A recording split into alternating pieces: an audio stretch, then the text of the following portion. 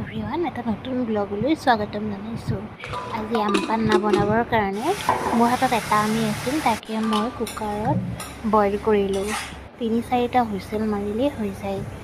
আমটো ঠাণ্ডা হোৱাৰ পাছত বাকলিখিনি গুচাই চামুচেৰে ৰুকি ভিতৰৰ মঙহখিনি উলিয়াই ল'লোঁ।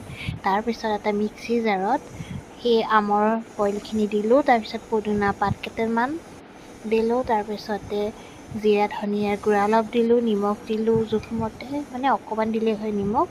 তাৰপিছত সোৱাদ অনুসৰি চেনি দিলোঁ। চেনি মই 3 চামুচমান দিছোঁ আৰু অলপমান ক'লা নিমখ দিছোঁ। এই গোটেইখিনি পানী দিব নালাগে কিন্তু দেই, পানী নিদিয়াকৈ মিক্সিত গ্ৰাইণ্ড কৰি পেলাই মই যিটো পাত্ৰত বইলখিনি উলিয়াইছিলোঁ সেই পাত্ৰটোতে মই উলিয়াই ল'লোঁ ৰসখিনি আৰু সেইখিনি মই পানী দি আউখালি দিলোঁ। তাৰপাছত এনেদৰে অলপমান লৈ পেলাই ঠাণ্ডা পানী, ফ্ৰিজৰ পানী, কোনোবাই নৰ্মেল পানীও খাব পাৰে।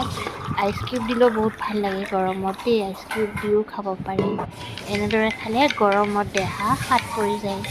খাবচোন এনেদৰে আম পান্না বনাই।